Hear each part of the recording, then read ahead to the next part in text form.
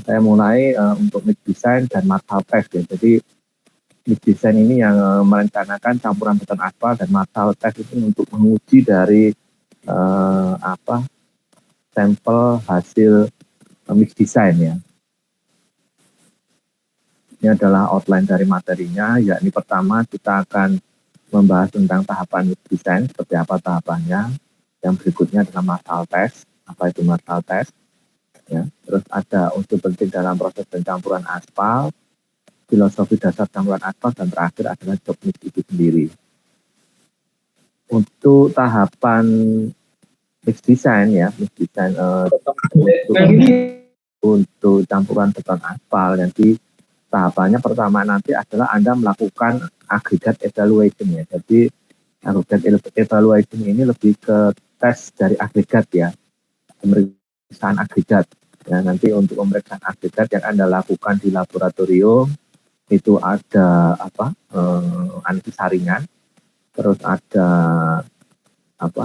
penimbangan ya untuk mencari GSB, GSA, dan GSE yang sudah saya kasihkan materinya. Terus itu mungkin yang utama ya untuk agregat ya. Tapi kemungkinan nanti waktu praktikum Anda tidak akan melakukan sendiri ya, Anda akan melihat demo dari laporan ya. Jadi Anda benar-benar perhatikan untuk demo atau praktek dari laporan, karena itu nanti akan ditanyakan ya. Jadi Anda nanti setelah melakukan praktikum ya, Anda akan membuat laporan, dan laporan itu Anda asistensikan dulu ke laporan. Kalau sudah mendapatkan persetujuan, nanti Anda akan asistensi ke dosen ya. Nah, itu nanti Anda akan mengasistensikan hasil praktikum Anda ke dosennya. Mungkin pembagiannya sudah keluar ya, karena jadwalnya sudah keluar ya, nanti coba saya tanya Pak Cahya, karena yang koordinator praktikum ini Pak Cahya. Jadi yang pertama tadi agregat evaluation ya, pemeriksaan hari agregat. Jadi ayakan, terus penimbangan atau pengukuran spesifik gravity ya. Terus yang kedua itu adalah pemeriksaan ini ya, keausan. Keausan itu nanti menggunakan mesin Los Angeles ya, mesin abrasi Los Angeles untuk menghitung ya tingkat keausan atau tingkat kehancuran dari material agregat. Ya, saya kira itu. Terus untuk pemeriksaan yang kedua itu adalah pemeriksaan aspal binder ya, pemeriksaan aspal ya. Pemeriksaan aspal sudah saya sampaikan juga materinya. Jadi nanti ada pemeriksaan titik bakar, titik nyala, terus tes penetrasi, tes titik lembek, turning point, bersama tes ductilitas ya. Itu untuk pemeriksaan aspal. Jadi aspal itu sebelum digunakan sebagai bahan campuran beton aspal itu harus diperiksa dulu ya, apakah dia sudah masuk spek atau tidak. Nanti kalau belum masuk pasti akan ada masalah pada waktu dia digunakan sebagai bahan campuran ya. Permasalahan biasanya muncul pada saat nanti setelah dia dihampar di lapangan. Sama seperti agregat pun juga begitu ya. Agregat itu misalkan ya, kalau dia tes keausan ya dengan mesin abrasi ya, dengan mesin Los Angeles itu kalau dia nggak lolos dipaksa pakai ya, dia nggak lolos ya. Syaratnya kan yang hancur itu maksimal 40%. Ternyata setelah dites di laboratorium, hancurnya itu lebih dari 40% dari berat total semula ya. Misalkan sampel yang dites itu 5.000 ya, 5.000 gram atau 5 kilo. Setelah dimasukkan mesin abrasi ya, dia digiling selama setengah jam ya.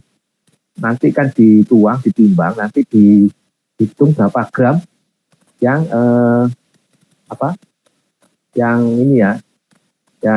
hancur ya.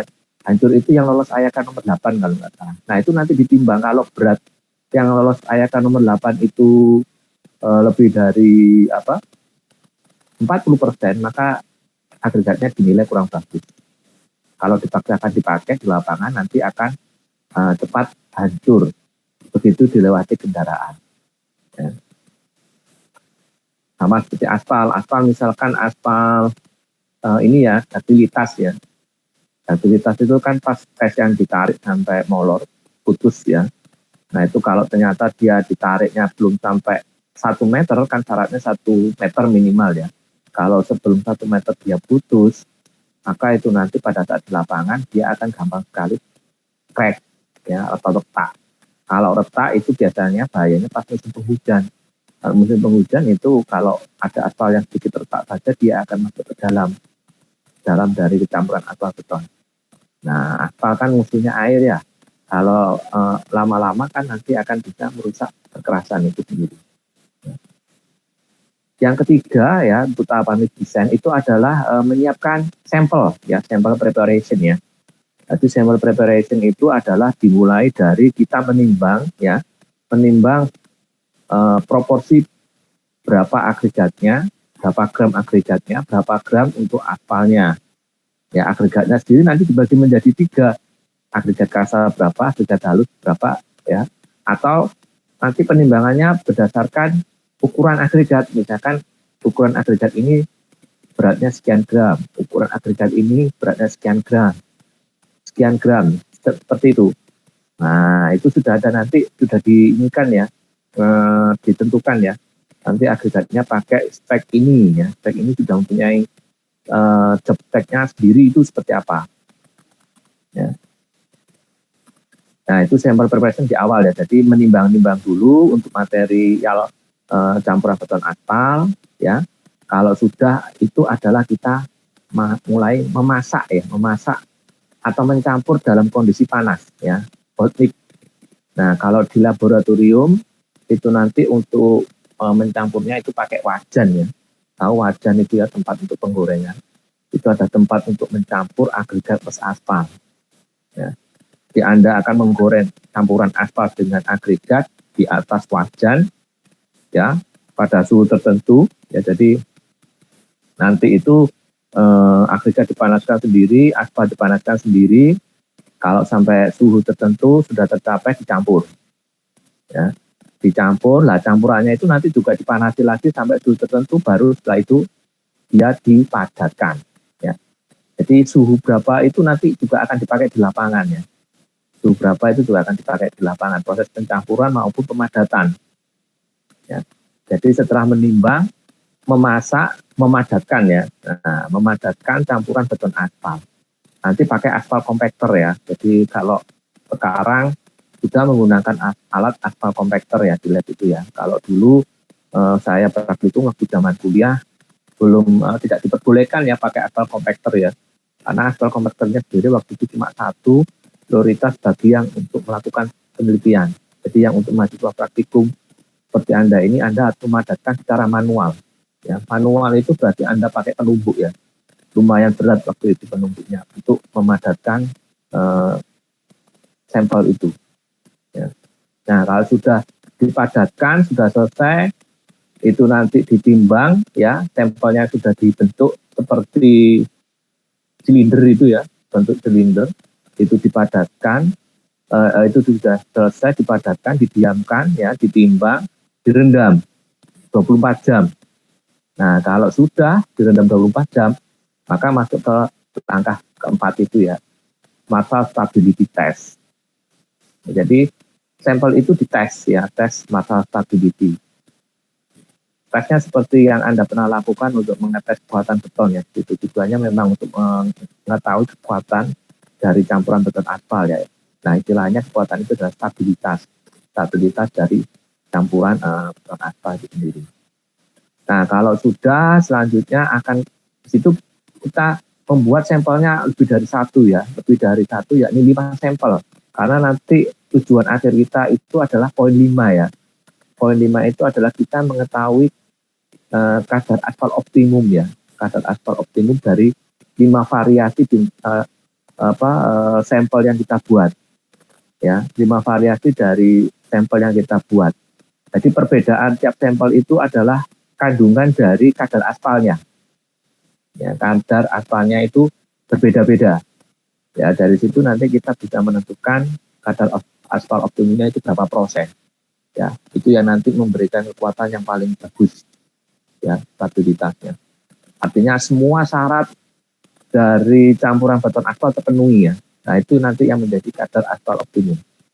Nanti Anda ikuti saja bagaimana prosedurnya ya.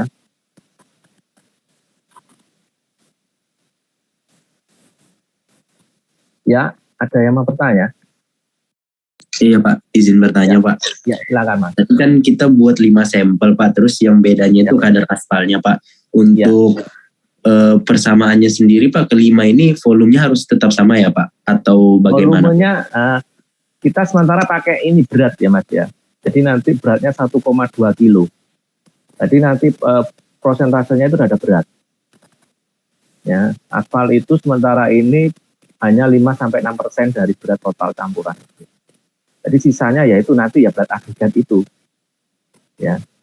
5% dari 1.200, sisanya 95% dari 1.200 itu adalah berat agregatnya. Nah, untuk proporsinya itu sudah nanti ada sendiri speknya. Anda tinggal menimbangnya nanti mengikuti spek. Ya. Mungkin Anda tidak melakukan ya, saya sudah sampaikan tadi, kemungkinan Anda memperhatikan apa yang dilakukan oleh laboran.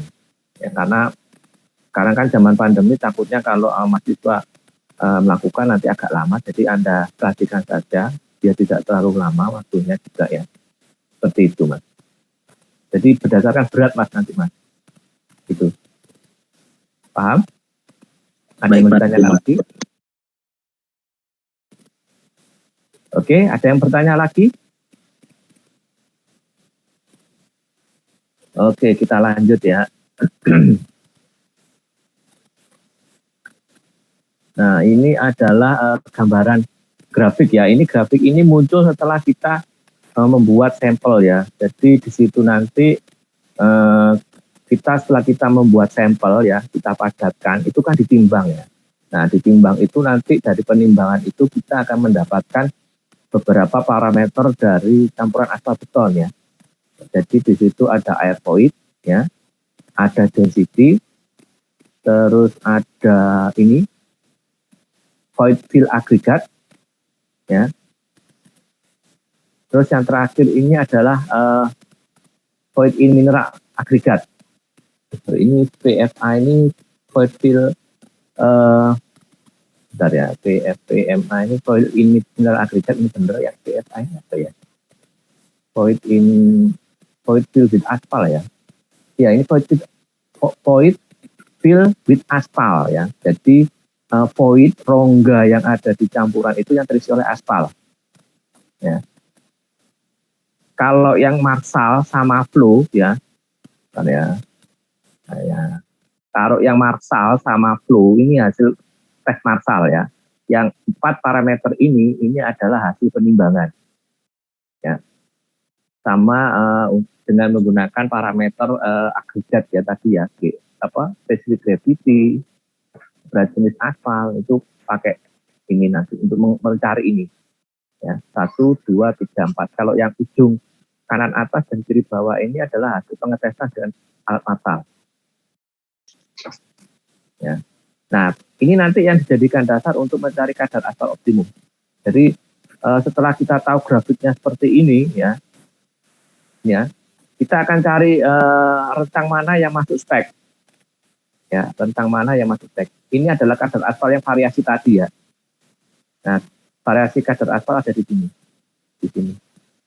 Jadi ini hubungan antara variasi kadar aspal dari 5 benda sampel kita terhadap parameter yang kita cari ya. Dari hasil penimbangan ada 1, 2, 3, 4, yang ini hasil pengetesan ya. Misalkan kalau yang marsal ini ya, kadar aspal yang 5% ya, itu dites berapa marsalnya, masalah stability-nya, ya, berapa pon atau berapa kilo. Yang misalkan 5,5 berapa, 6 berapa. Nanti untuk pembuatan sampel itu selisih untuk persentase aspal itu adalah plus minus 5% ya. Plus minus setengah persen. Ya, misalkan ini ya, ini di awal nanti ada pendekatan ya, istilahnya itu perakiraan awal ya kadar aspal optimum. Di sini kalau ini contohnya ya, ini kebetulan contoh di tengah ini angkanya 6 ya. Jadi dihitung perkiraan awal itu kadar aspal optimum itu adalah 6. Kita membuat 5 sampel. 6 ini adalah sampel yang di tengah. Berarti nanti kalau kita plus minus setengah, maka sampelnya itu nanti persentase aspalnya adalah 5,5 ya, dan 5. Itu kalau minus ya, dikurangi. Kalau plus setengah itu adalah 6,5 dan 7.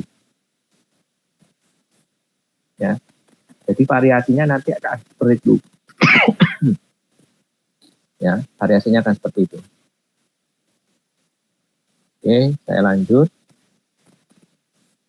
Nah, ini yang alat massal test ya. Seperti ini.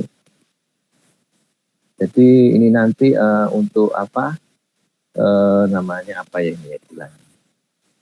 Jadi semacam casingnya ya, casing untuk ngetes. Ini nanti sebagai penahannya ya. Ini nanti akan naik ke atas.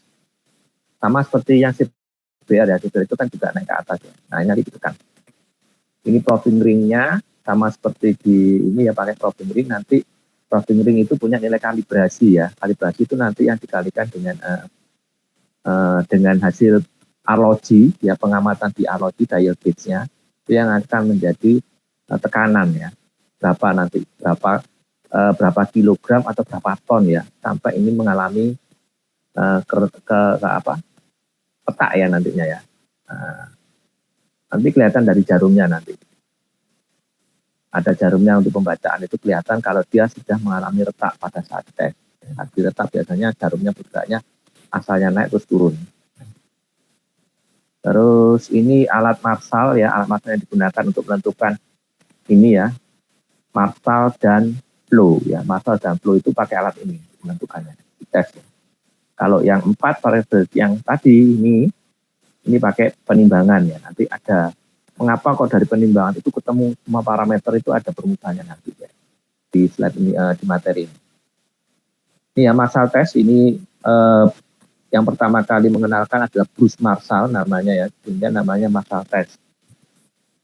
Ini tujuannya adalah untuk menentukan ketahanan atau stabilitas terhadap kelelehan plastis atau flow dari campuran aspal.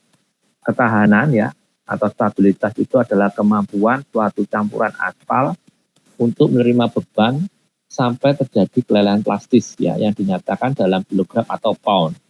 1 kilogram itu 0,4 sekian pound ya, hampir setengah pound ya. Kelelehan plastis atau flow itu adalah keadaan perubahan bentuk suatu campuran aspal yang terjadi akibat suatu beban sampai batas runtuh yang dinyatakan dalam milimeter atau 0,01 inch. Nah, jadi itu adalah fungsi dari marsal test itu nanti untuk mencari stabilitas dan flow. Nanti Anda bisa Anda akan memperhatikan demo dari laporan. Nanti silakan Anda bertanya pada laporan, nanti akan dijelaskan. Ya, jadi itu juga sebagai persiapan Anda nanti kalau asistensi ke dosen ya. Oke, kita lanjut. Kenapa harus ada marsal ya? Marsal itu dilakukan untuk ini ya, untuk menggambarkan perilaku yang diterima perkerasan saat di lapangan. Ya, jadi kenapa harus ada marsal? Itu tidak terlepas dari ini ya, apa yang diterima perkerasan di lapangan. Jadi perkerasan kalau di lapangan itu akan mendapatkan beban ya. Beban itu yang berasal dari roda kendaraan. Ya. Jadi di situ nanti kalau ada roda beban, ini ada tekanan angin ya. Jadi roda ini ada tekanan angin yang nantinya akan menekan pada perkerasan. Ya. Ini bidang kontaknya. Ya. Ini nanti bentuk dari tegangan yang terjadi. Nah ini nanti pasti ada gaya geser ya di bidang ini ya, ada gaya geser.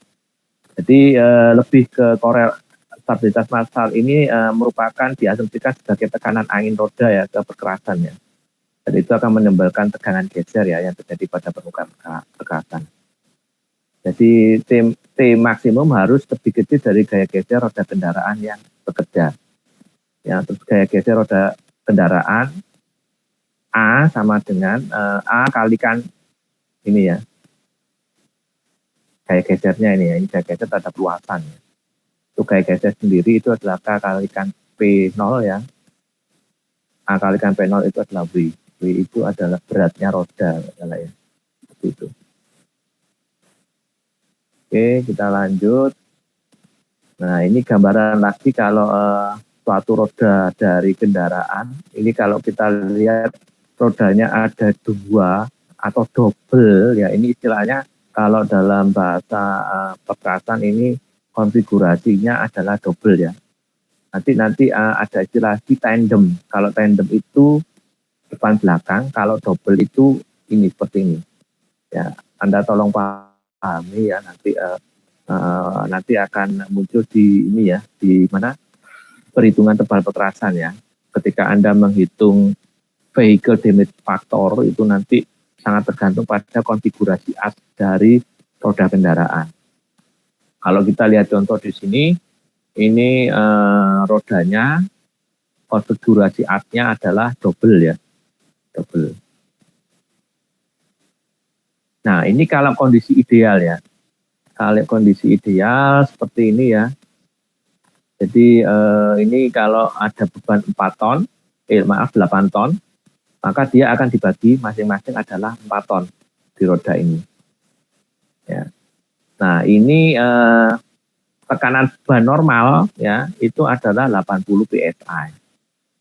Ini adalah kondisi normal ya, kondisi normal yang seharusnya diterima oleh perkerasan. Nah, jika dia lebih dari 8 ton, ya misalkan di sini adalah 12 ton ya. 12 ton dibagi 2 ya, lebih dari 12 ton ya, kalau dibagi 2 berarti lebih dari 6 ton. Dengan tekanan roda yang tetap 80 psi, maka yang kejadian itu adalah seperti ini. Ya, akan terlihat seperti ban itu adalah kurang angin. Ya, seperti kurang angin. Ini kejadian kalau suatu truk itu dibebani beban berlebih. Ya, dibebani oleh beban berlebih. Overload ya kalau istilahnya. Itu yang sekarang lagi rame ya. Overload overdimension ya. Akan mulai dilarang oleh pemerintah. Bagus itu untuk menjamin umur dari perkerasan, karena kalau perkerasan rusak itu biaya rehabilitasinya, biaya maintenance-nya cukup mahal. Ya, jadi pemerintah berusaha untuk mengurangi operasional truk. Ya. Nah, ini kejadian kalau overload ya. Kalau kita pakai tekanan bahan normal, kalau dikasih beban berlebih, kondisinya seperti ini. Nah, ini nanti kalau kondisi ini kan ini ya, bagian bawah roda saling bergesekan. Kalau sudah bergesekan itu kan akan terasa berat jalannya. Kalau terasa berat jalannya, BBM-nya akan habis banyak. Sehingga untuk mengurangi ini ya, itu ban harus dipompa dengan tekanan yang lebih tinggi. Jadi tidak 80 psi lagi. Dia ditambah tekanannya. Ya. Bisa sampai 100, bisa sampai 150 psi ternyata. Nah, sekarang apa yang terjadi ya? Kalau kita 100 sampai 150 psi, maka beban otomatis beban yang diterima jalan juga terpengaruh ya, tambah lebih besar. Ya. Ini kalau kita lihat di sini ya. Karena beban geser yang diterima oleh perkerasan jalan itu sebenarnya merupakan tekanan angin dari roda kendaraan. Nah, ini juga normal seharusnya perkerasan itu menerimanya cuma 80 psi. Tapi di situ kalau dia dipompa 100 sampai 150 psi, berarti kan perkerasan ini dapat menerima beban lebih dari normal kan ya.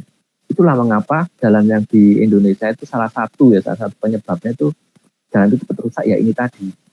Ya.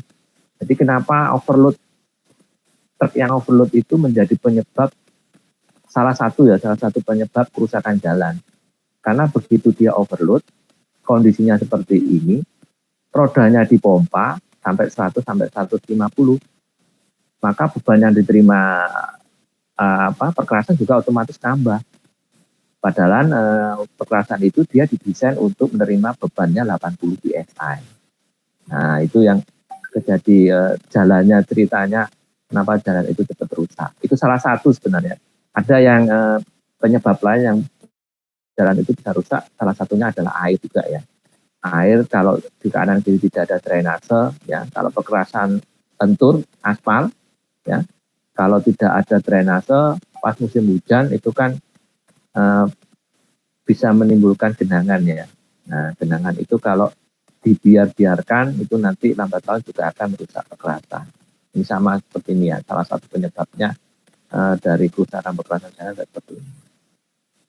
Nah, ini adalah hubungan tekanan roda kendaraan dengan batas minimum stabilitas massal pergerakan jalan. Nah, untuk nilai stabilitas massal yang dianut di Indonesia itu 750 kg. Itu untuk tekanan roda yang ini. Ini ya, 800 ya, atau 750. Ini untuk tekanan roda yang, kalau yang tekanan rodanya 1000 seharusnya nilai massalnya adalah, maaf, tekanan rodanya 100. Nilai massalnya itu 1000. Ya, nilai massalnya itu 1000. Indonesia masih pakai 800. Ini yang kenapa pergerakan itu cepat rusak. Ya, tekannya kekuatan stabilitas massalnya cuma 800. Padahal kenyataan di lapangan tekanan rodanya itu adalah 100 psi, maka dibutuhkan 1000 kekuatannya. Apalagi kalau sampai 150 dibutuhkan 1500 kekuatan massalnya. Nah, itulah kenapa salah satunya itu yang rusak jalannya. Oh, bentar. Saya mau habis.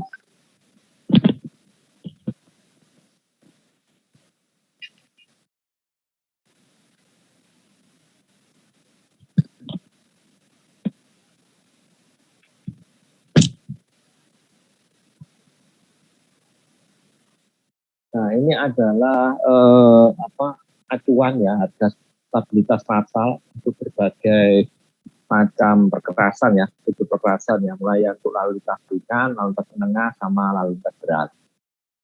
Lalu lintas ringan ini biasanya digunakan untuk jalan-jalan di perumahan, jalan-jalan di perumahan, jalan kompleks perumahan ya.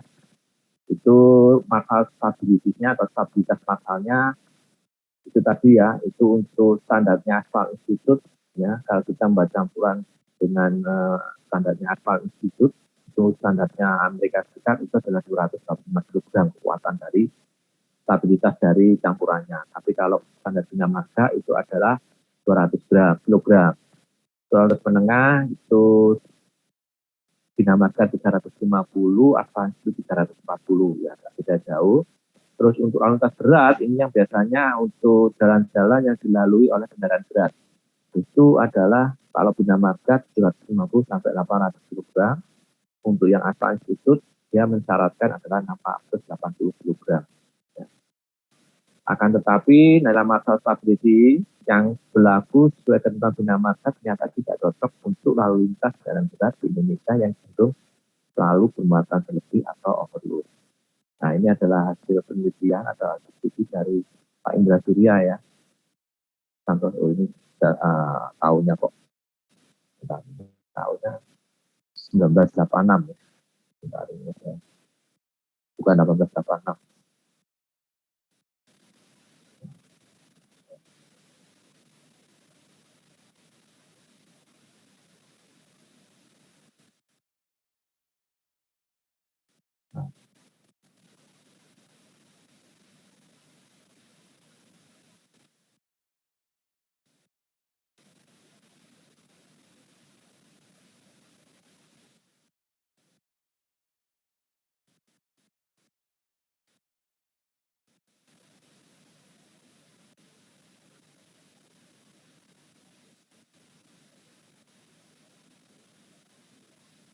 Nah, ini sudah terlihat lagi ya. Ini 86. Nah, ini adalah harga meningkat stabilitas massal untuk pertasan beton aspal ya. Ini ada tergantung axle load ya. Terus ini tire pressure sama ini masa stabilitasnya berapa ya. Jadi ini kalau axle load-nya adalah 16 ton ya. Ini yang single axle, yang ini adalah tandem. Tandem yang saya sampaikan tadi yang dua ya, depan belakang itu yang tandem. Ya. Jadi kalau dia 16 ton single, tandem 30 ton, maka tire pressure-nya 150 psi. Jika tire pressure-nya 150 psi, maka stabilitas massalnya harus 1.500 kg. Ya, 500 kg. Nah, ini adalah usulan terhadap standar penggunaan standar harga minimum stabilitas massal kalau melihat kondisi angkutan berat yang ada di Indonesia yang overload ya. Jadi speknya dinaikkan untuk harga massal stability ya. Itu ada salah satu usulan dari hasil penelitiannya Mokhtar dan Santoso. Oke, kita lanjut. Ini juga suatu pedoman ya untuk pembuatan campuran beton aspal ya. Jadi di sini kalau tekanan bahan angin dan roda ini ada 0 sampai 150 psa. Yang ini ada stabilitas masal yang harus disiapkan ya. Jadi ini stabilitas untuk geser, untuk rating ya, untuk daya dukung, FX-nya sekian. Ini minimal lalu lintas berat ya. Tadi minimal lalu lintas berat ada 700 sampai 800, di sini 800 berapa ya? 850 ya. Itu lalu lintas sedang ada 450, sedangkan untuk lalu lintas ringan adalah 250. Oke. Nah, selanjutnya kita akan ke ini ya. Kita akan melihat komposisi sebuah campuran beton aspal ya. Kalau kita coba perbesar ya, atau kita mikroskop ya istilahnya ya. Kalau sebuah campuran beton aspal itu adalah bentuknya seperti ini ya. Jadi ini ada agregat itu diselimuti oleh aspal ya. Jadi ini ada agregat. Ini aspalnya, efektif aspal binder ini adalah aspal yang menempel pada agregat ya. Terus ini ada voidnya ya. Terus ini volume of water permeable porosity yang tidak bisa ditembus oleh air ya. Terus ini ada agregat volume yang aparen ya. Terus ada agregat volume efektif. Yang ini adalah bulk ya, agregat bulknya. Ini water permeable, ini aspal absorb ya. Jadi kalau kita lihat suatu agregat ya lingkaran ini ya. Jadi agregat itu bisa punya kemampuan menyerap air ya, dan menyerap aspal. Ya. Sebenarnya aspal itu memanfaatkan rongga yang ini ya, rongga yang tidak dipakai oleh air ya. Jadi ini dilihat absorb aspal sama water permeable. Nah, untuk prasyaratnya ya, rongga udara dari suatu campuran beton aspal itu adalah minimum 3%, maksimumnya itu adalah 5% sampai 6%. Nah, ini yang tadi nanti jadikan spek ya. Kita kembali yang studi awal-awal tadi ya. Rongga udara atau air void, istilahnya ya, Pak ya. Kembali ya. Rongga udara atau air void yang grafik ini ya. Ini ada air void ya. Nah, ini yang nanti menjadi salah satu spek ya. Tadi minimal adalah 3%, maksimum adalah 5 sampai 6%. Tapi kalau kita plot yang menu itu ada ini ya. Nah, ini sampai ini. Nah, ini yang paling bagus ya, yang memenuhi spek. Nah, nanti kadar aspal optimumnya salah satunya berada di sekitar ini. 3 sampai 5 ya, dalam 5 atau 3 sampai 6. Oke, kita kembali lagi. Itu ada syarat dia rongga udara yang ada di dalam campuran beton aspal. Air voidnya itu antara 3 sampai 5 atau 3 sampai 6. Oke, kita lanjut. Nah, ini adalah gambarannya ya. Jadi terkait dengan rongga udara ya. Di sini kondisi mula-mula adalah ini kalau air voidnya kurang dari 3% ya. Tadi disebutkan paling sedikit 3% ya. Tidak boleh kurang. Minimum 3%, tidak boleh kurang. Kenapa kalau kurang? Ya, kalau kurang itu seperti ini kejadiannya. Nah, jadi aspal itu kekurangan rongga. Nah, dia nanti kekurangan rongga, dia akan narik permukaan. Ya. Nah, ini namanya adalah bleeding kalau bahasa teknisnya ya dalam perpelatihan jalan itu dan namanya ada bleeding. Bleeding ini terjadi ya setelah ada pemadatan akibat lalu lintas kendaraan. Pada saat pertama kali dihampar itu tidak akan kelihatan. Oh bagus, setelah dihampar dipadatkan kondisinya bagus, tidak akan terlihat. Tapi setelah beberapa saat ya, setelah dilewati oleh lalu lintas, utamanya lalu lintas berat, itu akan kelihatan dia. Ya aspalnya itu semacam berlebih di atas permukaan, ya. Tidak bergelombang ya, tidak rata ya. Nah itu namanya bleeding ya. Kejadiannya karena dia kekurangan rongga udara, kekurangan air void. Ya, seharusnya dia harus menyediakan minimal 3%, dia kurang dari 3%. Ya. Jadi 3% itu sebenarnya untuk menyiapkan kalau dia ada pemadatan akibat dilewati oleh traffic ya, atau lalu lintas kendaraan yang berjalan di atasnya. Nah, kalau lebih dari, kan tadi antara range-nya 3 sampai 6 ya. Kalau kurang dari 3 kena bleeding, tapi kalau lebih dari 5 atau 6 ya, apa akibatnya ya? Nah, akibatnya nanti campuran aspal memiliki pori-pori yang cukup banyak, sehingga bagian pori-pori permukaan banyak terhubung dengan pori-pori yang lebih dalam. Pori-pori yang lebih dalam mudah kemasukan air hujan, dan air hujan ini cenderung indekos atau tinggal di dalam campuran. Nah, ini dia tidak mudah muap ya setelah hujan itu. Sehingga campuran aspal mudah terkelupas dan rusak ya bila terkena lintasan kendaraan berat. Nah, bila pori masih kurang dari persyaratan, pori-pori permukaan jalan tidak banyak terhubung dengan pori yang di dalam, sehingga air hujan di pori permukaan dengan cepat menguap setelah hujan selesai ya. Jadi ini bagaimana kalau kurang dari 3% ya terjadi bleeding, ya ruang air void-nya kurang di dalam.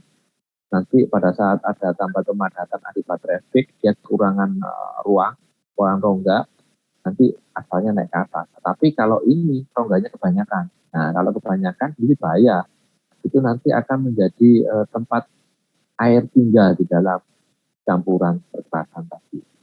Nah, kita tahu kalau aspal itu tidak suka sama air ya. Kalau ada air masuk di campuran perkerasan aspal, nanti lambat laun pasti akan rusak aspal itu sendiri. Ya, aspal mudah terkelupas. Ya. Kalau mudah terkelupas, pertama nanti lama-lama dia akan menjadi lubang. Biasanya seperti itu. Ya. Nah, ini yang terjadi kalau too many voids ya. Itu adalah reduce stability, menurunkan nilai stabilitas, dan menyebabkan udara atau air hujan itu akan memasuki dari perasan ya, perasan lentur ini. Itu ya kalau kejadian kalau air void-nya terlalu banyak. Nah, unsur yang harus diperhatikan dalam pencampuran aspal, yakni yang pertama adalah stabilitas. Stabilitas ini adalah kekuatan campuran aspal menahan deformasi akibat beban tetap dan berulang tanpa mengalami keruntuhan atau plastic flow. Ya, itu yang syarat dari pencampuran aspal ya.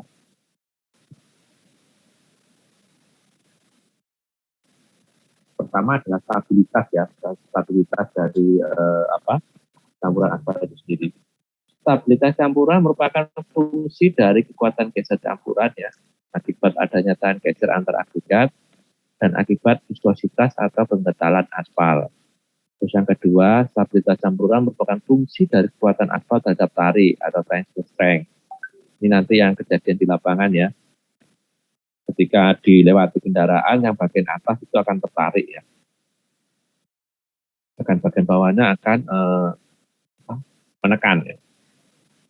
Stabilitas campuran merupakan fungsi dari kekuatan inersia ya terhadap beban dinamis.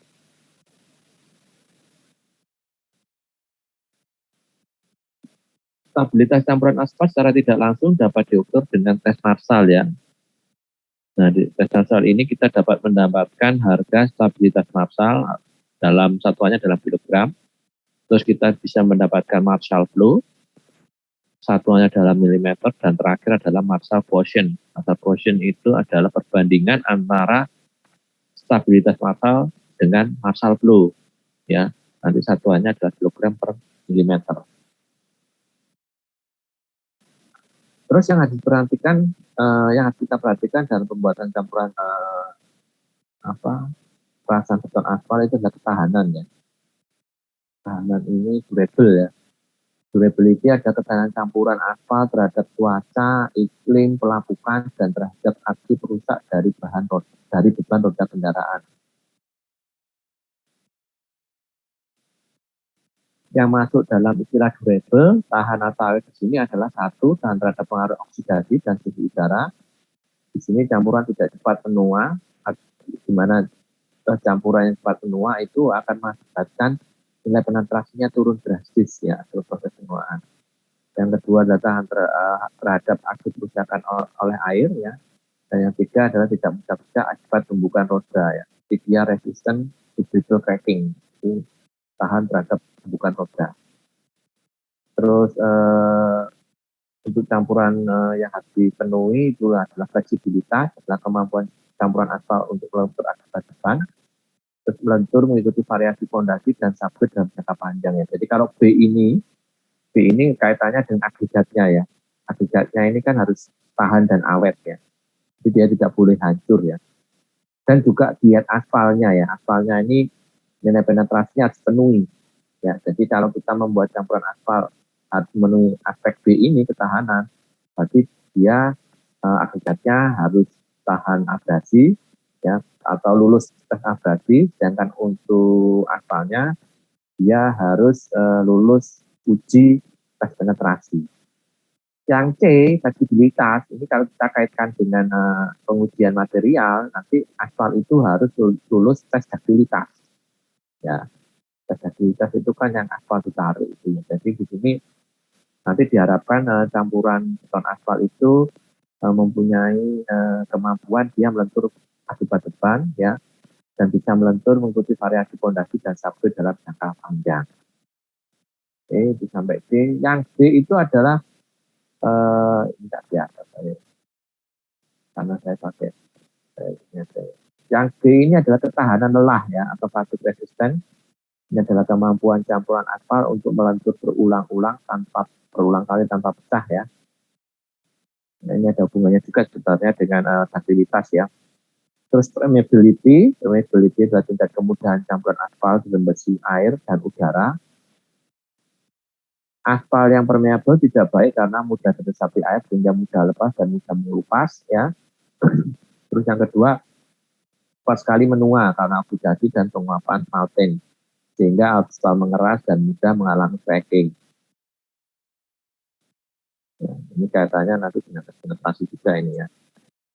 Terus yang kelima, F, punya skid resistant ya, ada kemampuan aspal untuk membentuk permukaan aspal yang mempunyai cukup kekasaran terhadap geseran roda sehingga roda dapat berhenti pada jarak yang diinginkan pada saat pengerem ya, atau untuk mencegah slip pada tikungan dan pada waktu hujan. Nah ini tujuan yang harus diperhatikan untuk ini ya, dia jadi campuran beton aspal itu harus mempunyai memenuhi nilai memenuhi uji skid resistant ya. Nanti ada skid resistant cuma di praktikum tidak dilaksanakan ya skid resistant ini.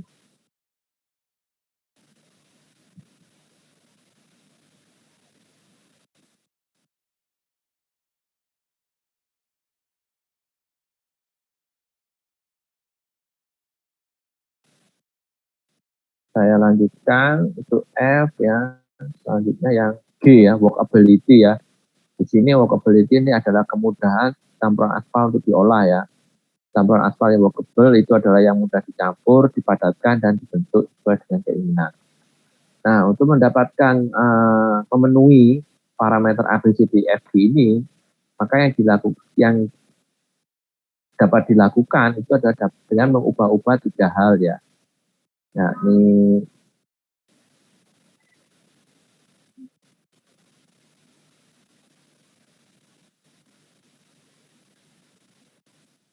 untuk mendapatkan nilai-nilai ABCDFG itu berarti kita bisa mengubah 3 hal ini ya, yakni kadar bitumen dan campuran.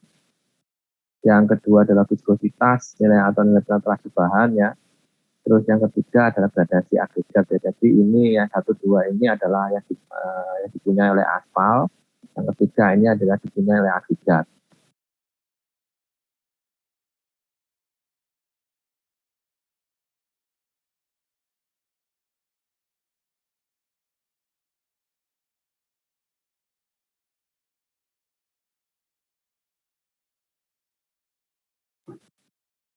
Oke, kita lanjutkan.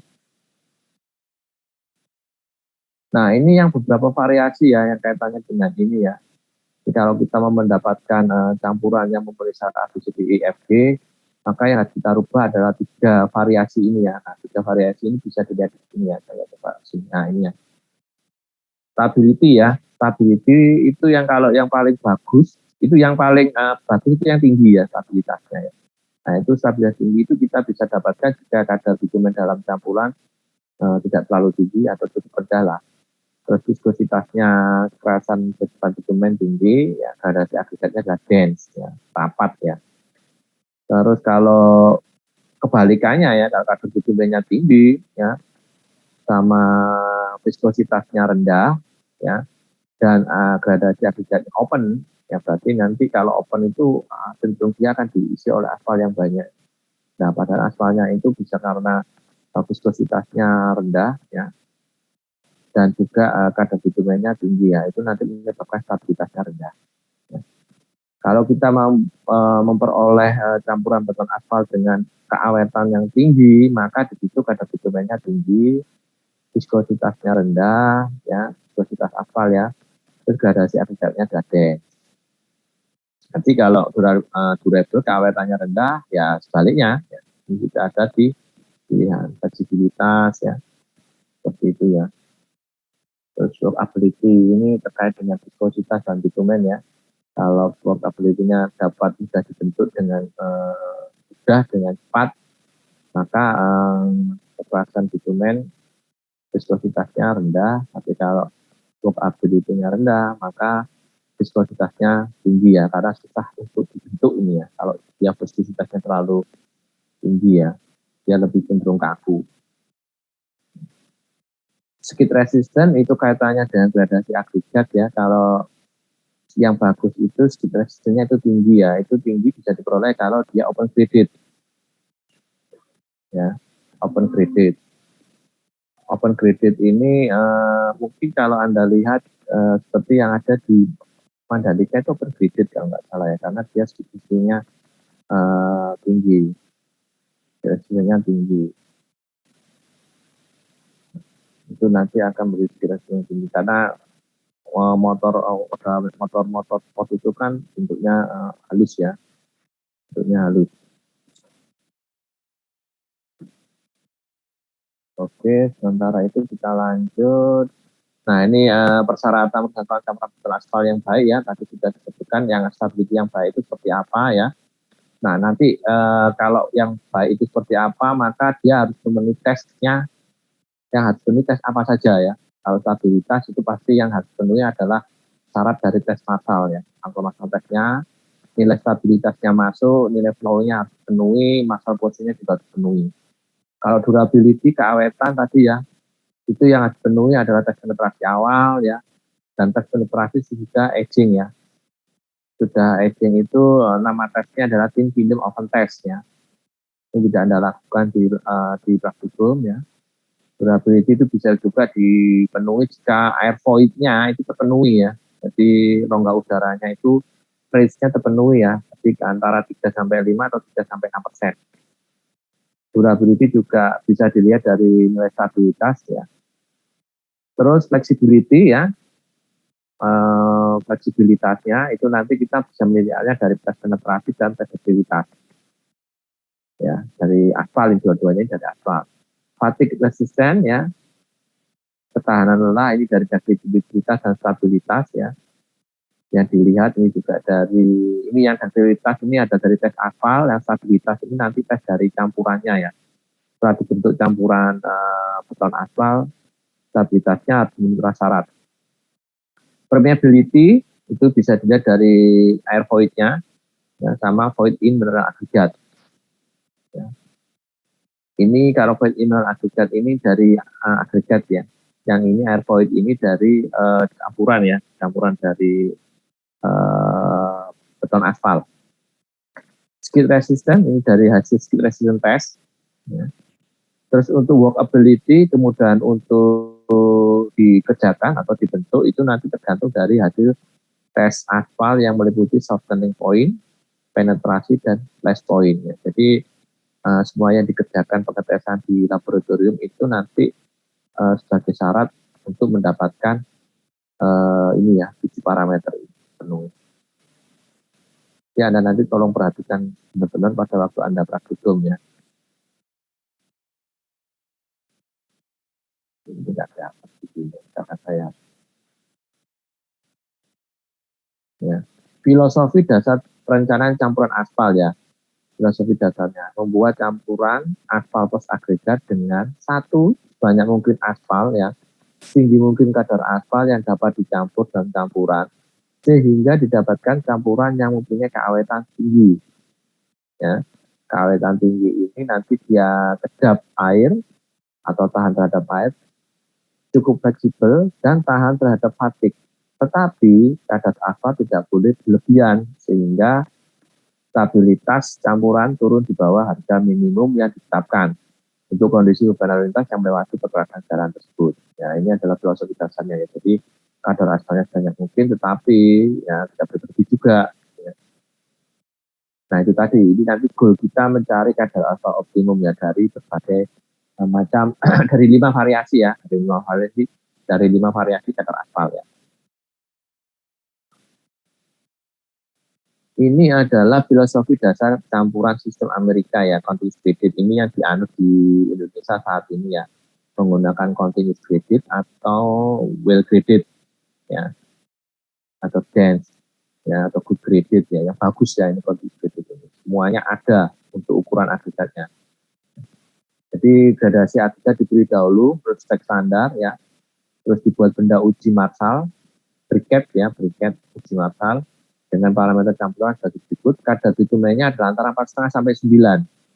Ya, biasanya benda uji dibuat 5 buah dengan kadar bitumen selisihnya 0,5% ya. Misal 4,5%, 5%, 6,5%, 6%, 6,5%, dan 7%. Ya, jadi ada selisihnya adalah 0,5% ya. Nah, ini tergantung dari perkiraan banyak aspal terabsorpsi ya. Ini nanti ada perumusannya ya, perkiraan awal aspal yang perkiraan awal aspal yang terabsorpsi itu berapa, itu ada perumusannya.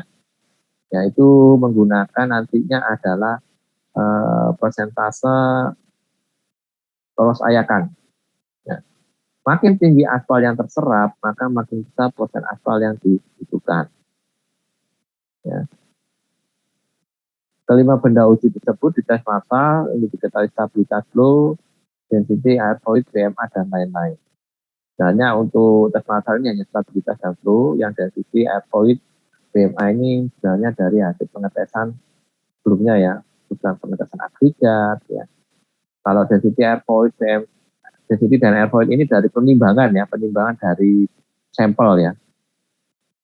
Dibuat grafik antara parameter di atas dengan kadar aspal ya, dibuat grafik hubungan antara parameter-parameter di atas dengan kadar aspal, terus dicari kadar aspal yang memenuhi semua persyaratan.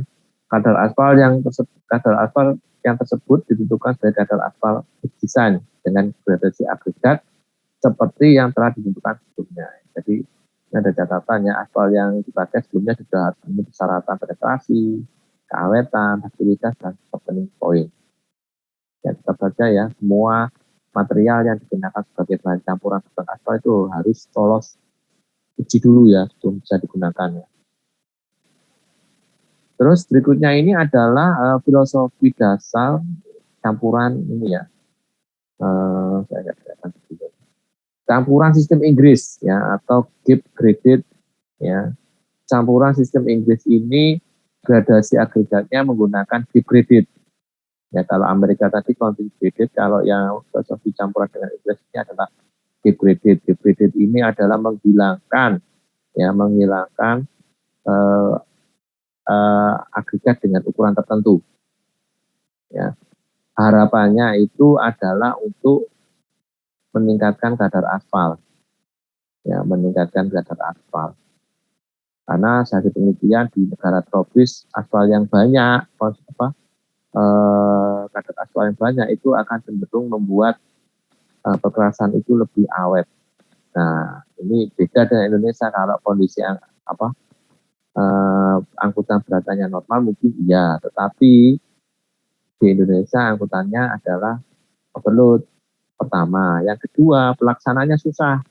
Sistem Inggris ini sempat dianut sama Indonesia ya. Ceritanya ini sempat dianut oleh Indonesia. Tetapi karena dua hal itu ya, pelaksanaan yang susah plus kondisi angkutan berat yang ada di Indonesia seperti itu sehingga ditinggalkan ya. Jadi ditinggalkan. Jadi dulu pakai Amerika ya, terus pindah pakai Inggris, terus kembali lagi pakai dengan sistem Amerika ya. Nah, ini kita lanjutkan dengan sistem Inggris ya. Sistem Inggris ini dulu nanti tahapannya ya. Yang pertama harus diketahui tipe dan jenis agregat yang akan digunakan ya. Jadi agregat kasar ya, itu AK, kalau dalam bahasa aslinya adalah coarse agregat ya. Terus untuk agregat halus ya, agregat halus itu notasinya adalah FA, fine agregat ya, agregat halus. Kalau agregat kasar ini yang tertahan ayakan nomor 8, kalau yang agregat halus ini lolos nomor 8, berarti tertahan nomor 200. Ya. Terus yang terakhir ini materialnya pencampurannya ini adalah mila filler. Ya. Ini adalah semua yang lolos nomor 200. Langkah kedua adalah ditentukan dulu perkiraan kadar bitumen yang akan digunakan. Jadi kadar bitumen ini rata-rata lebih tinggi daripada cara ASTO ya, yang umumnya 7-3%. 7-13%. Jadi kalau ASTO tadi itu berapa? 4,5-9 ya. Tapi kalau cara Inggris ini kadar aspalnya 7-13%. Fungsi bitumen yang tinggi ini lebih cocok untuk daerah tropis karena temperatur tinggi, tingkat oksidasi, dan jumlah sinar ultraviolet yang besar. Umur peperasan harus tahan lama, tidak boleh terlalu cepat menua atau aging. Makanya solusinya waktu itu yaitu tadi dia menggunakan degraded ya. Degraded itu menghilangkan agregat dengan nomor pada nomor ayakan tertentu, harapannya itu bisa menambah kadar aspal ya, kadar bitumen. Ya. Nah, di situ kadar bitumennya bisa mencapai 7-13%. Jika bermacam-macam benda uji dengan variasi parameter ya, persen agregat halus, persen agregat kasar, persen agregat benar-benar. Tesnya adalah tes Marshall untuk mencari stability flow ya, ada Marshall equation. Juga nanti kita mencari air void ya, void in mineral agregat, PMA, density, dan lain-lain. Ya, nanti selanjutnya dibuat ini ya, grafik seperti yang cara Amerika tadi ya. Nah, perbandingan antara kadar aspal dengan tesnya itu tadi ya, parameternya tadi juga ya, stabilitas, flow. Ya, tes Marshall ditentukan campuran-campuran yang paling memenuhi semua persyaratan.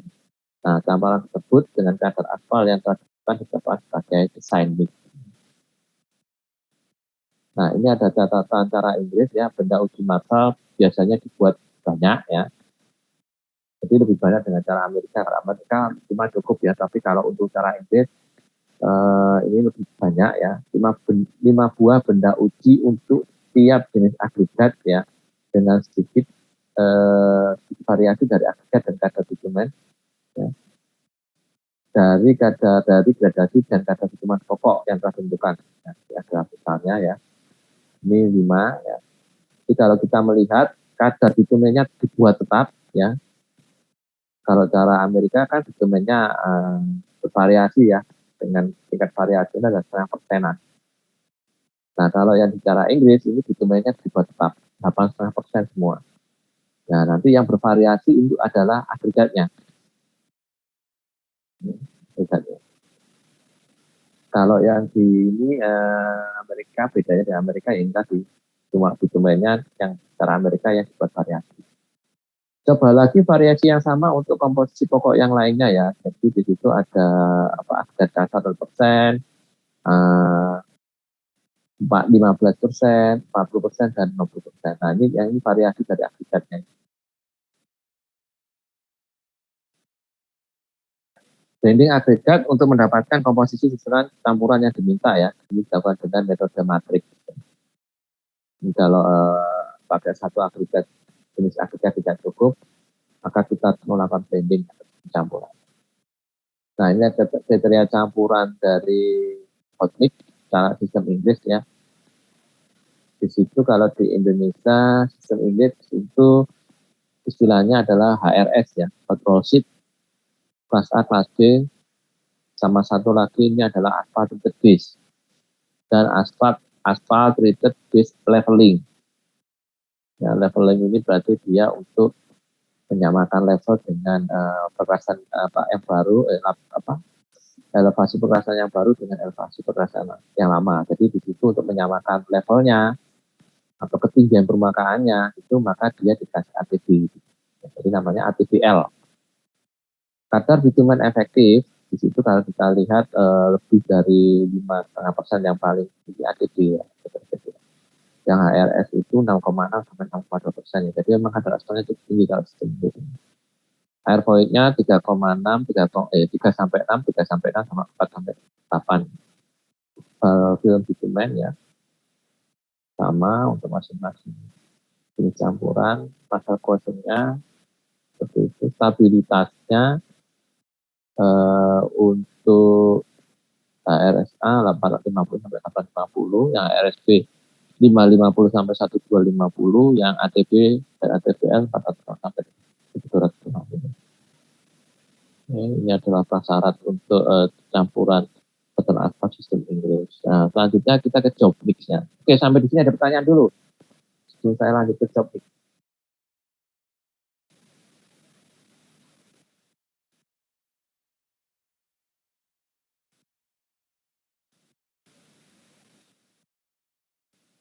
Oke, saya lanjut ya. Nah, ini syarat dari agregat dan aspal ya, untuk bisa digunakan sebagai campuran perkerasan beton aspal ya. Jadi aspalnya untuk tipenya penetrasi 60-70 ya. Terus untuk pengetesan dari materialnya itu meliputi tes penetrasi, titik nyala, titik lembek, dan stabilitas. Nah, ini syarat yang harus dipenuhi dari keempat macam pengetesan. Untuk agregat kasar nanti ada pengetesannya adalah kealusan dan penyerapan ya. Kealusan itu syaratnya kurang dari 40% yang hancur. Untuk penyerapan itu kurang dari 5%. Kalau terlalu banyak penyerapannya nanti aspalnya akan habis banyak ya. Begitu. Untuk agregat halus penyerapannya dibatasi 1-4%. Oke, kita lanjut. Ini contoh spek agregat ya. Itu adalah ukuran agregatnya ya. Dan ini adalah contoh dari gradasi agregat ya. Jadi BM itu ada bina marga. Bina marga 5, bina marga 9, dan marga 10.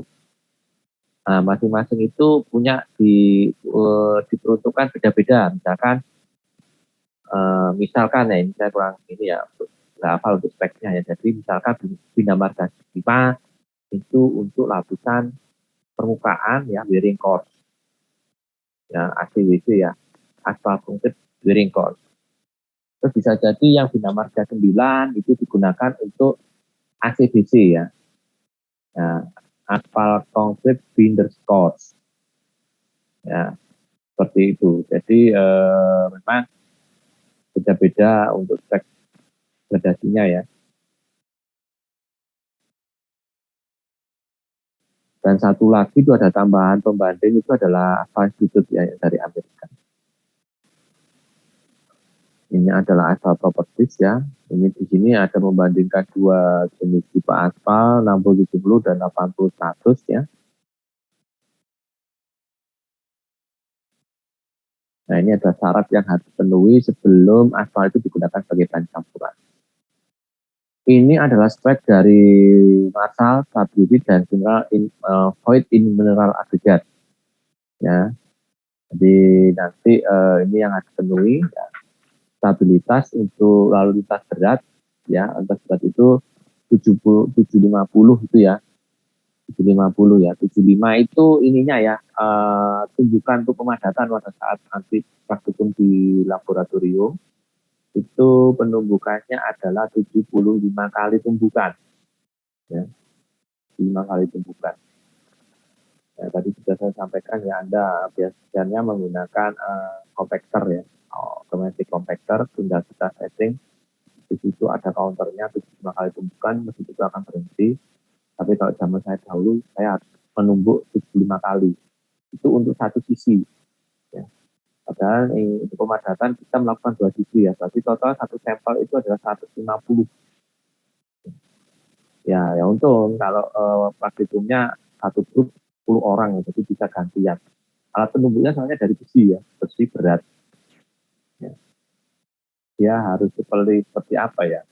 Mungkin Anda kalau lihat di CPT itu ya, nah itu kan besi dijatuhkan, seperti itu modelnya, penumbuknya itu. Tapi lebih kecil ya, lebih pendek. Ya, Anda bisa bayangkan, wah, lumayan ini untuk apa? Untuk angkat besi, untuk latihan barbel. Dulu sampel semua dilakukan ya, jadi masa marching lalu lintas ini ya, 75, 50, 35 ya. Jadi ini ada 50 kali tumpukan satu sisi, ini 35 kali tumpukan. Yang 50 ini lalu lintas menengah ya, yang 35 ini untuk lalu lintas ringan. Nilai syarat stabilitas untuk lalu lintas berat itu 50, lalu lintas menengah 640, dan lalu lintas yang rendah itu adalah 460. Ya. Flow, syarat flow yang dipenuhi untuk lalu lintas berat itu 2 sampai 4, lalu lintas menengah 2 sampai 4,5, yang lalu lintas ringan 2 sampai 5. Untuk rongga terisi aspal ya, dari campuran beton aspal itu ya, rongga terisi aspal itu adalah untuk lalu lintas berat 75 sampai 85%, menengah sama, ringan pun sama, 75 sampai 85%. Terus rongga dengan campuran atau air void ya, syarat yang harus dipenuhi itu adalah 3 sampai 5% untuk semua jenis tipe perkasan ya, untuk lalu lintas berat, menengah, dan ringan. Density tidak ada memang, karena density ini kita hanya mencari ya, kita hanya mencari nilainya berapa dari variasi berbagai macam kadar aspal. Nanti kita buatkan grafik ya. Nah, nanti kalau kita sudah tahu kadar aspal optimumnya, kadar aspal optimumnya, selanjutnya kita bisa menentukan spek dengan kadar aspal optimum itu, density-nya yang harus dipenuhi itu berapa gram per cc. Ini nanti akan menjadi spek juga. Ya, ini lain dari kadar aspal optimum. Ini adalah prasyarat spek dari void in mineral agregat ya, void in mineral agregat. Nah, ini adalah tabel koreksi spesimen ya. Jadi Anda nanti membuat sampel dalam bentuk tabung ya, kecil tapi kecil pendek ya. Diameternya 4 inch atau 10 cm, ketinggiannya sekitar 6 cm ya. Ketinggiannya 2 cm ya, maaf. Tingginya ini ya, tebal ini ya, tingginya ini ya, 1 inch ya, 1 inch. Bisa sampai 1 inch. Ini ya, sorry. Tingginya standarnya ini ya, 6 cm ya, 6 cm, untuk diameter ada 10 cm. Ya, 24 inch ya. Diameter tabungnya itu adalah 4 inch atau 10 cm. Tinggi tabungnya itu adalah 6,35 cm ya, atau 63,5 mm. Karena di sini angka koreksinya adalah 1. Nah, karena nanti pada saat membuat sampel itu kan memang ada kemungkinan nanti tinggi sampelnya akan berbeda. Ini nanti soalnya akan dites massal ya. Nah, nanti hasil tes massal itu dikalikan faktor koreksinya ini, di mana nanti sebelum tes massal diukur dulu ketebalan dari benda sampelnya. Nah, ini saya coba kembali lagi. Di awal tadi ya, awal sendiri ya. Nah, kalau kita lihat, ini ya, nah ini sampelnya kan, ini arah memanjangnya ke sana. Ini penampang atas ya, atas atau bawah. Sedangkan memanjangnya ke sana. Ini tebalnya biasanya ada 2, 4 atau 6 inch. Ya, 4 inch atau 6 inch. Untuk ketebalannya itu tadi 6,35 cm atau 63,5 mm. Tebalnya ini. Nah, ini yang normal ya, yang ideal. Tapi pada saat mencetak kan ada kemungkinan dia ini ya, mungkin karena terlalu banyak aspalnya ya, sehingga dia tebalnya lebih kecil dari 6,35. Jadi itu bisa saja terjadi. Nah, itu nanti akan dikoreksi. Bisa juga lebih, misalkan kalau agregatnya terlalu banyak. Saya kembali lagi. Nah ini yang faktor korektif specimen ya, tebal dari sampel ya. Nah ini adalah perkiraan kadar aspalnya ya, yang tadi saya sampaikan. Ini contoh kecilnya ya. Jadi ini adalah 3 jenis agregat ya, yang nanti di blending, dan ini hasil blendingnya, ini proporsinya. Ya, nanti sama Anda waktu praktikum Anda akan diberi suatu komposisi 3 jenis agregat, nanti Anda diminta melakukan blending agregat. Nanti kalau kondisi normal, blending agregat itu yang nanti akan Anda jadikan sebagai dasar pembuatan campuran dengan aspal. Nah ini sudah ketemu proporsinya, dan ini ketemu untuk masing-masing agregat yang lolos nomor ayakan. Ini total gradasinya. Tinggal ini kan dari ini dikali ini tambah ini dikali ini tambah dikali ini, kan hasilnya ini. Nah ini adalah gradasi hasil blending. Ya, gradasi hasil blending. Nah dari gradasi ini kita bisa menentukan perkiraan kadar aspal. Yang tadi nilai tengah tadi ya. Karena dari nilai tengah itu nanti kita akan plus minus tengah sama plus minus 1. Ya. Ini rumusnya untuk perkiraan dari kadar aspalnya. Jadi 0,035 kalikan A ditambah 0,045 kalikan B ditambah 1,5. A itu adalah 100% dikurangi total agregat yang lolos nomor 8. Yang B itu adalah total agregat yang lolos ayakan nomor 8 dikurangi agregat lolos ayakan nomor 200. Nah, kalau kita masukkan angka yang di sini, ini ketemunya perkiraan dari kadar aspalnya adalah 5%. Ya, 5%. Jadi 100% dikurangi lolos nomor 8 itu adalah ini ya, 38,07. Itu kira-kira 61 ya, 61,93 ya. Terus yang lolos ayakan nomor 8 ya dikurangi lolos ayakan nomor 200 ya. Ini dikurangi. Berarti 33,6.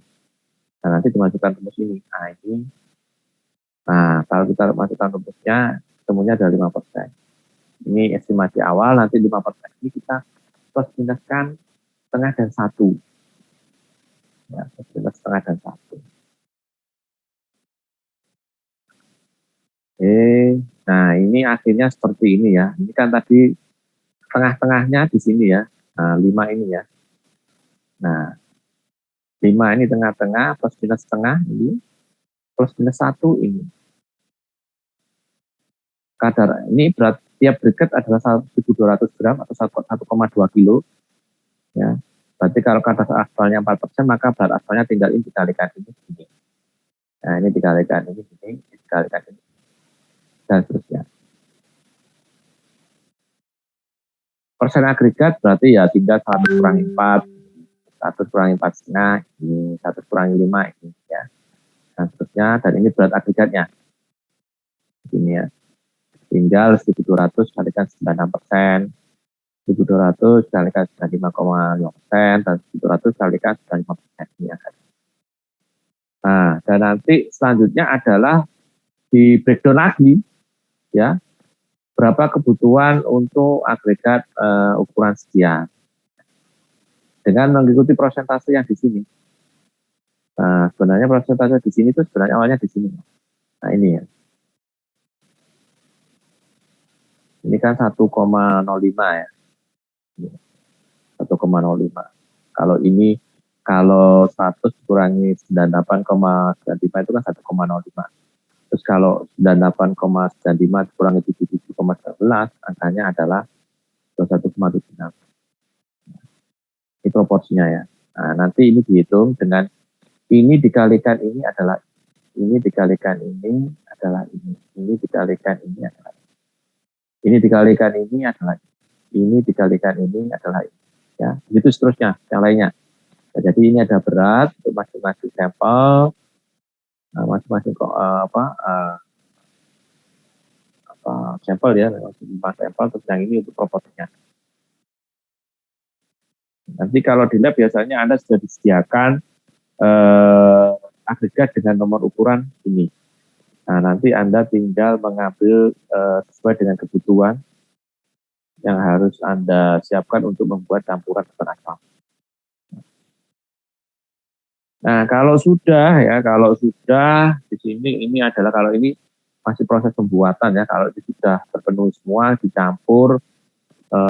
Pertama aspal dipanasi 110 derajat ya. Terus ada mungkin bisa bersamaan juga dengan agregat dipanasi kalau nggak salah agregat itu 135 sampai 140 derajat dipanasi. Setelah itu dicampur ya, aspal dan agregat dipanasi sampai 160 sampai 170 derajat. Ya, panasi, dicampur, dipanasi, kalau sudah dimasukkan ke dalam mold atau tabung pencetak ya yang tadi saya lihatkan, diameter 10 cm, tingginya 6,35 cm. Nah, itu dipadatkan 75 kali masing-masing sisi karena ini diperuntukkan lalu lintas berat nantinya. Nah, kalau sudah ini kita jalan ke sini. Ya. Kita dinginkan, diangin-anginkan dulu, kita timbang beratnya, ya berat ditimbang itu akan masuk di C, D, dan E. Ya, kita timbang dalam 3 kondisi ini ya. Jadi kering udara, ya pas setelah diangin-anginkan itu ditimbang ya. Terus yang D itu adalah kering jenuh, ya kering jenuh atau SSD. Ini caranya adalah Anda rendam di dalam air, ya. Setelah itu Anda ambil, Anda lap permukaannya. Ya, Anda lap permukaannya itu disebut sebagai kering jenuh. Ya, jadi permukaannya kering tapi sebenarnya di dalam rongga-rongga yang ada di permukaan itu sudah dipenuhi oleh air. Itu namanya kering jenuh. Ya, SSD itu ditimbang. Nanti Anda masukkan kolom D. Ya. Terus yang terakhir adalah penimbangan yang di dalam air. Nanti disediakan keranjang ya untuk menimbang dalam air. Jadi nanti ditaruh ke keranjang, spesimen itu atau sampelnya itu nanti ditimbang. Hasil penimbangannya masuk ke kolom E. Nah, nanti Anda akan mencari parameter F, G, H, I, J, K, L, M ya sampai N sampai N ya. Ini Anda hitung. Jadi kalau ini adalah A1 itu apa? A ini adalah persen aspal terhadap agregat sama persen aspal terhadap campuran. Nah, ini dari persen aspal tadi ya, ini sudah diolah, ini hasil penimbangan, ini hasil perhitungan. Jadi F sampai N hasil perhitungan dengan perumusan ada di sini, sudah ditulis ya. Jadi volume spesimen itu adalah D, saya zoom biar jelas. Nah, volume spesimen itu D dikurangi E, berarti kolom D dikurangi kolom E. Ya. GSB sama dengan C dibagi F, ya. Ini dibagi ini. Ini kebetulan kita ngambil contoh yang untuk kadar aspalnya 4,5% ya. Terus berat jenis maksimum teoritis ya, ini ya. Persen 100 dibagi persen agregat gradang gas agregat persen binder gradang gas binder. Ini gas agregat sama gas binder ini sudah Anda ketahui sebelumnya dari praktikum agregat dan aspal ya. Gitu. Terus, agregat saja, kalau aspal nanti given ya, Anda diberitahu ya kadar berapa GS-nya, gravity-nya berapa. Kalau agregat ini dari perhitungan ini ya, perhitungan saat Anda praktikum pemeriksaan agregat. Terus ke kolom I, persen volume binder itu nanti B kalikan G ya. Ini kolom B kalikan kolom G dibagi spesifik gravity dari binder. Ya, di sini juga pakai. D itu adalah persen volume total agregat. Itu ada 100 kurangi B di sini dibagi GS dari agregat. Ya, spesifik gravity dari agregat. K persen volume total void ya, itu adalah 100 kurangi I kurangi D ya. Terus rongga terisi aspal.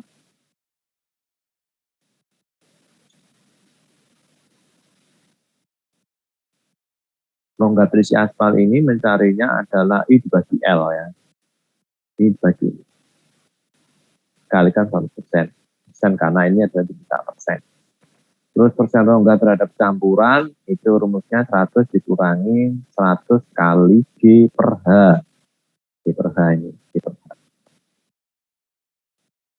Kolom O itu adalah stabilitas ya, yang hasil pengukuran dari alat marsal. Nah, nantinya akan dikalibrasi ya.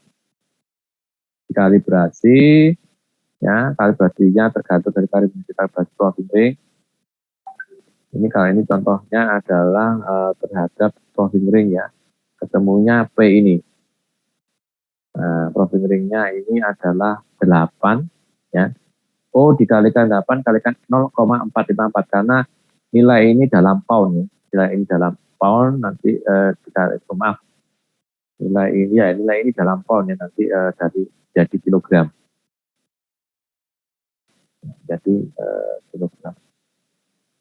Nah, setelah itu dikoreksi terhadap tinggi spesimen tadi ya. Dikoreksi terhadap ini ya, tinggi spesimennya berapa? Nah, itu nanti koreksinya ini ya.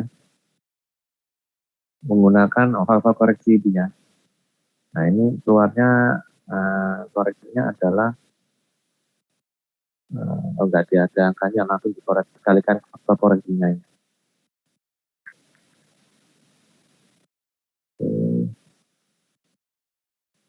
R-nya, flow-nya adalah 3 mm. Ini juga hasil pengukuran dari alat marsal. Kita lanjut. Nah, ini adalah gambaran sketsa atau skematis apa yang terjadi pada sebuah campuran beton aspal ya.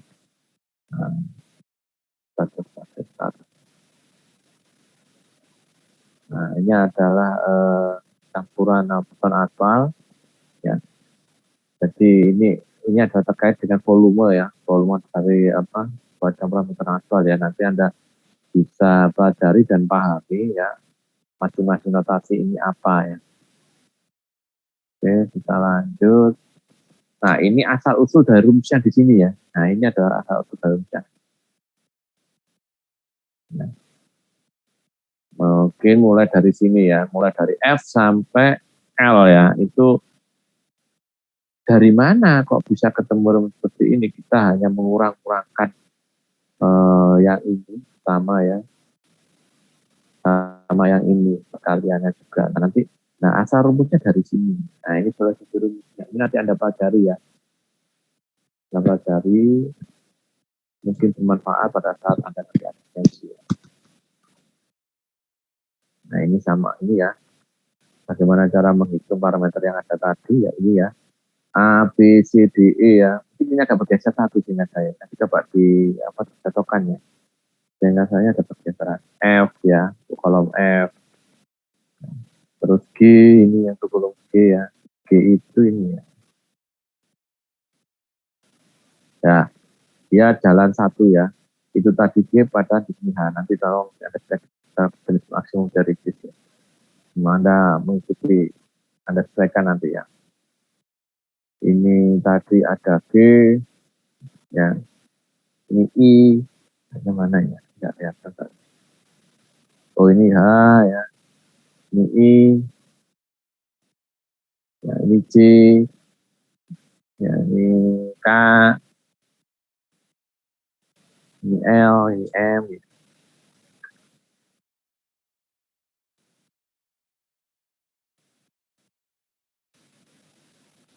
Nah, setelah itu dibuat grafik ya. Nah, grafiknya seperti ini. Tadi sudah saya sampaikan di awal, grafiknya bentuknya adalah yang bawah itu adalah nanti kadar aspalnya ya. Bawah ini kadar aspalnya. Ini adalah nilai parameter yang telah dihitung dari tabel yang di sini ya. Nah ini. Jadi nanti yang dibuat grafik itu yang saya biru-biru ini ya, L, M, N, dan I. Jadi untuk menentukan kadar aspal optimum, kita membuat grafik hubungan antara kadar aspal, yakni B ini, yang di kolom B, dengan angka yang ada di kolom L, M, N, dan Q. Ya, grafiknya nanti kira-kira seperti ini. Ya, dibuat aja gampangnya. Ini contoh satu titik tadi 4,5. Untuk ini untuk semua ya. Kadar aspal dengan VMA, ya, kadar aspal dengan rongga terisi aspal, kadar aspal dengan rongga terhadap campuran atau air fluid ya. Terus yang terakhir kadar aspal dengan stabilitas ya. Terus ada juga aspal dengan flow, ini ada pengukuran dengan massal ya. Nah nanti bentuk grafiknya ada seperti ini kira-kira. Jadi nanti kalau sudah ada grafiknya, nanti Anda plottingnya itu ini ya, jangan dihubungkan biasa ya antar titik ya, tapi Anda buat semacam trend line ya, semacam trend line. Jangan langsung dihubungkan titik-titik yang Anda perlu hasil pengukuran dan perhitungan itu adalah Anda hubungkan. Dan nanti salah itu nanti. Anda buat trend line. Nah dari trend line itu nanti baru kita bisa menentukan kadar aspal optimumnya. Nah ini caranya ya. Ini misalkan saya zoom saja. Nah ini kadar aspal dengan PIM, point in mixture. Kan syaratnya 3 sampai 5 ya. Ini berarti yang memenuhi ini. Voice in mixture atau air void ya istilahnya ya. Kedua ya. Sama itu, void in mixture atau air void ya. Rongga dalam campuran atau air void. Sama, void in mixture. Ya. Terus yang ini void in mineral aggregate. Ya, ini untuk kadar aspal, gambar grafiknya di sini. Terus yang ini adalah kadar aspal dengan berat volume tidak digunakan biasanya, kalau saya tidak pernah menggunakan. Terus ini kadar aspal dengan stabilitas. Ya, nah ini stabilitasnya dalam kilogram ya. Tergantung nanti spek yang disyaratkan berapa.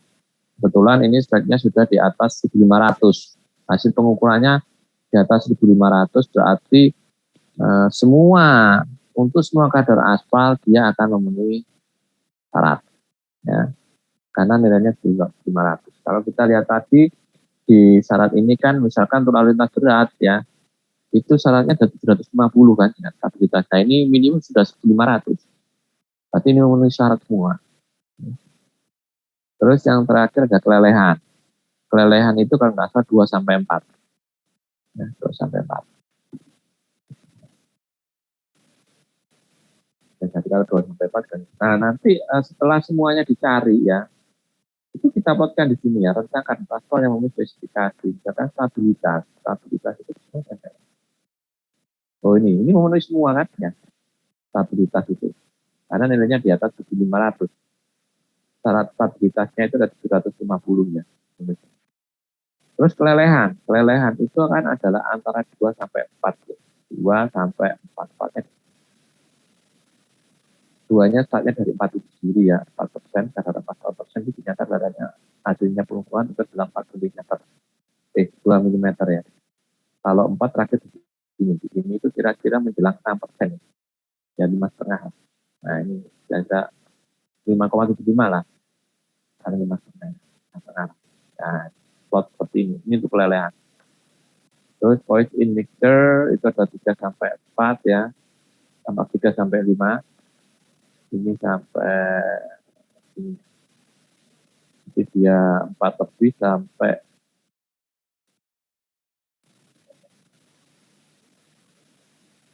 voice in mixture 3 sampai 3 itu di sini. Nah, pasangan di sini. Nah, ini di plot ini. Terus VMA, ya ini juga di plot sini. Nah, nanti sama seperti agregat ya, kita cek semua ini yang memenuhi syarat yang mana. Nah, kita lihat yang bagian kiri, yang paling kanan mana ini. Yang selanjutnya kita lihat sebelah kanan, ya, yang paling sebelah kiri mana. Nanti yang kita potong. Nah, kadar aspal optimum itu yang berada di tengah-tengah dari garis titik. Ini ada range yang memenuhi, tapi untuk lebih cepat atau lebih aman, biasanya diambil nilai tengahnya. Nilai tengahnya ini. Harapannya nanti kalau kita pelaksanaan di lapangan, karena kita membuat campuran itu kan kalau secara banyak itu biasanya menggunakan aspal mixing plank. Nah itu kan ada kemungkinan dia ada penyimpangan dalam saat pelaksanaan. Nah itu kalau kita menggunakan nilai ini, ya harapannya penyimpangan itu masih di dalam range yang positif, masih memenuhi. Ini juga salah satu contoh ya untuk menentukan kadar aspal optimum. Jadi ini tadi yang kolom LMNCR ya. Nah, kalau kita plotkan ya, kita cek mana ini yang overlap semuanya, yang memenuhi semuanya. Oh, ternyata kalau biru batasnya stabil ini, kalau biru satunya batasnya ini, yang paling kiri ya. Nah, yang kita pakai itu untuk menentukan kadar aspal optimum. Nah, kadar aspal optimumnya berarti ini berapa? 5,5 ya, kira-kira sekitar 5,8 lah ya, 5,8% itu kadar aspal. Ini ada referensi yang bisa Anda baca-baca terkait dengan formula tadi. Oke, selesai. Ada pertanyaan? Sebelum saya akhiri, ada pertanyaan?